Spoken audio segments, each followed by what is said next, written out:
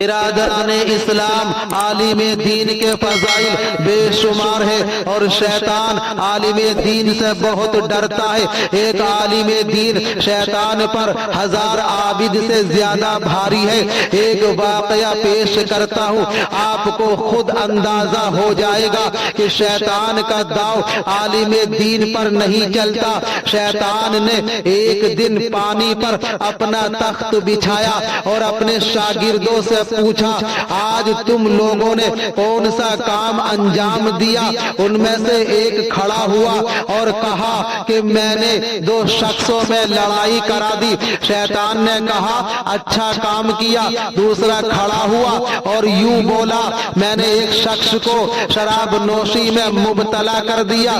شیطان نے کہا، اچھا کیا۔ تیسرا کھڑا ہوا اور بولا، میں نے ایک طالب علم کو مدرسے جانے سے روک دیا۔ شیطان اس کو گود میں اٹھا لیتا ہے، تم نے سب سے اچھا کام کیا۔ دوسرے شاگرد تعجب میں پڑ گئے۔ شیطان نے کہا، اگر وہ طالب علم عالم دین بن جاتا تو ہم کبھی اس کو بہکا نہیں سکتے۔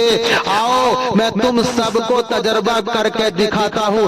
شیطان ایک گدھے کو اچھی طرح سجا کر رات کو ایک عابد کے دروازے پر لے گیا اور کہا کہ تم نے بہت عبادت کی، اللہ کو پسند آیا، میرے ساتھ فرشتوں کی جماعت ہے، اللہ نے تم کو معراج کرانے کے لیے آسمان پر بلایا ہے۔ وہ عابد خوش ہو گیا اور گدھے پر سوار ہو گیا۔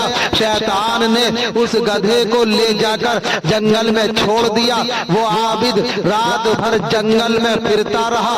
صبح ہوئی تو معلوم ہوا کہ شیطان نے اسے دھوکہ دیا ہے۔ پھر وہ شیطان اپنے شاگردوں کو لے کر گدھے کے ساتھ ایک عالم دین کے دروازے پر پہنچا اور دستک دی۔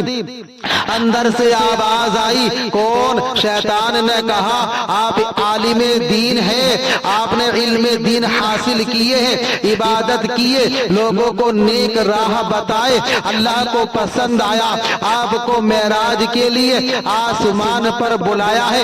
عالم دین نے کہا، تم شیطان ہو، مجھے دھوکہ دینا چاہتے ہو۔ ہمارے نبی آخری ان کو آسمان پر بلا کر معراج کرایا، وہ بھی آخری قیامت تک اللہ تبارک و تعالی کسی انسان کو آسمان پر بلا کر معراج نہیں کرائے گا۔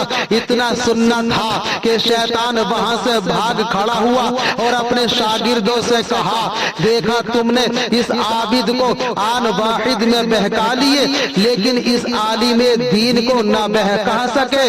برادران اسلام، علم دین کی بہت بڑی فضیلت ہے، اس لیے اپنے خاندان والوں کو، اپنی اولاد کو علم دین سکھائیے، علم دین کی تعلیم دیجیے تاکہ شیطان کے مکر و فریب سے بچ سکے، سنت مصطفیٰ پر چل کر اپنی زندگی گزار سکے۔